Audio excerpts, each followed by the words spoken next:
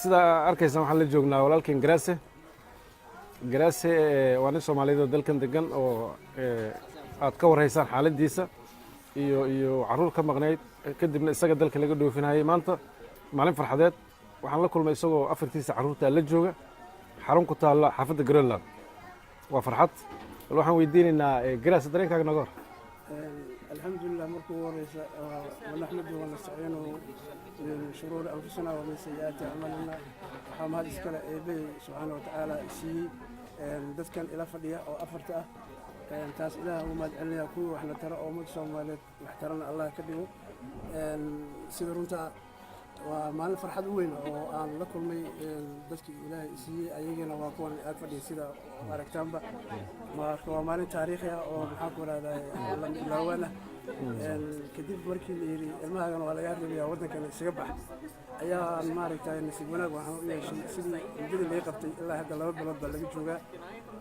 وش اللي تمرد واحد دبي قدري marka laba bilood baa hadda lagu joogaa intii liiro wadanka oo raadinay oo wanted aan ka ahay dadkan dunida ilaahay siiyana la rabo in la kala fogeeyo oo laga lumiyo oo aan kala lumno laakiin wala joogtaa ilaahay qoran maanta waa la fadhiyaa waa la joogaa goorma kugu dambeysay aragtidooda aragtidooda waxay ugu dambeysay sanadkii horeeto bishii 8aad baa ugu dambeysay afartooda waxa ugu weyn ninkan la yiraahdo Saciid Garaash Cabdullaahi waxa ku xiga ninkan la yiraahdo Cabdulqaadir Garaash Cabdullaahi Farxaan Garaash Cabdullaahi ayaa ku xiga Maryam Garaash Cabdullaahi ayaa iyadana ugu yar marka Maryam marka ismiil Sifrahan marka alxamdulillah ummadda Soomaaliyeed waa ku maasantihiin dadkii iga caawiyay in maxkamad dib u dalbado oo aan dadkan haddii la yiraahdo ilaahay isii ku soo ceshto wuxuu ilaahay siiyana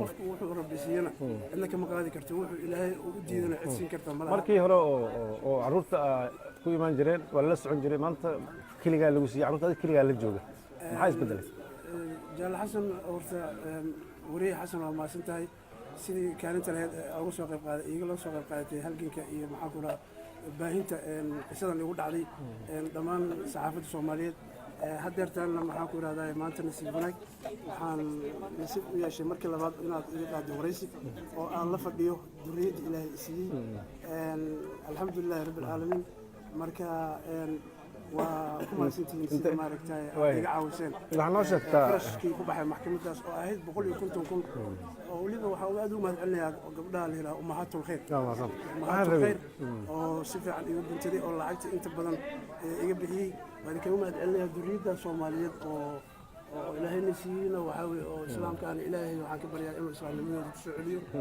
oo dalkooda iyo diintooda ku waxtaan ilaahay duriyad baaraan Allah looga dhigo waxaan rabaa inaan ku weydiiyo afartoodii waa la joogtaa maanta waa sidee maxaa iskula hadashaan luqadee Soomaaliga sidee ku yihiin luqadda Soomaaliga ah in muddo ah kuma aysan hadal bulsho Soomaaliyeedna ma aysan ku dhex jirin markii laga qaaday ninkan baa ugu weynaa Saciid ah wuxuu jiray 10 sano ninkan kale oo maanta 17 jira 16 jira 6 sano markii ninkan wuxuu ahaa 9 sano marka kuwana maba aqoonin ba Soomaali oo gabadhan 2 sano jirtay wiilkana wuxuu jiray maxaa ku raadada 3 sano marka waa iska imaanaysaa Soomaali ma aysan aqoon luqadda Ingiriisiga way isku fahmnaa saacado badan baa hadda aan kula joogay aan kula socday waa la qadaysay waa wareejinaysay imase saaca intaadan dirin aad haysanaysaa xageesa ku nool yihiin waxa weeyaan nasiib wanaag maanta waxaa u yeeshay in gabadha ilmahan hayso oo la arki jiray 3 saac oo waliba niman maaragtay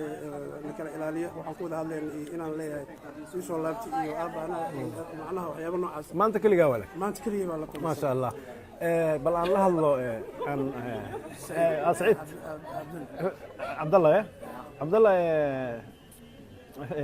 jag är onkeln och hur känns det idag att vi möter pappa? Okej. Det var gott? Ja. Okej.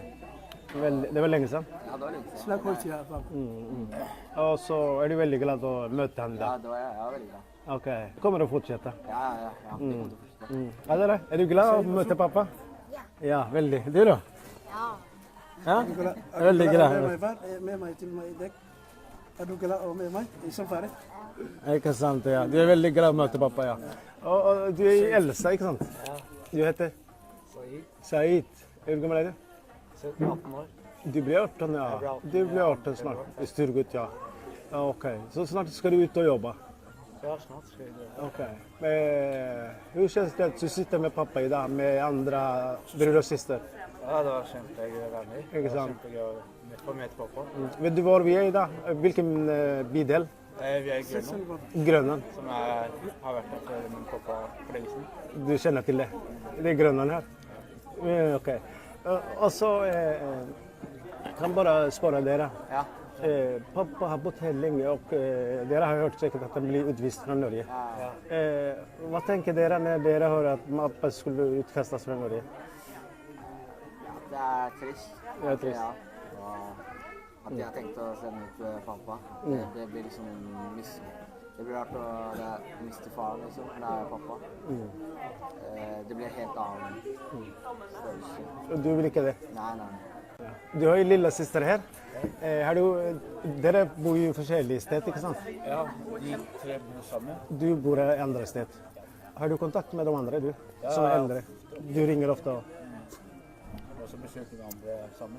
Ikke sant, ja. Okay.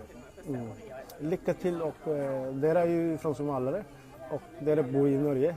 Pappa har väldigt vanskelig och dere ska hålla kontakt med pappa, ikke sant? Är det greit? Vi skal... Ja, det är väldigt fint. Grazie, good luck till Små med lilla jenta också. lilla jenta. Hej! Hej! Snackar norsk. Ja. Grazie, good luck till och ku duceynina. Waxaan ku leenahay nabadgelyo. Och så säger vi till dig lycka till i framtid och det är väldigt glatt och vi är väldigt förnöjda liksom ina carruurtaada maanta la fadhiso aad idin salaamayna waa mahadsantahay ما قال لي ولي أمد سومالية جاران قبلي أمهات الغير يقعوا معاكم لعبت محكمة الدب بقول كنت كونا إن شاء الله وحرجين إلى سوماليا وحكوا عسني أولاد سوماليا ومسلمين هنا في جحيسان إلهي وجريدي أو سعودية أو صلى الله عليه وسلم إلهي إليك ومسلمنا إلهي كذب ما صدق عروس سوماليا أو مقام إلهي إنه صلى الله عليه وسلم ما صدق thanks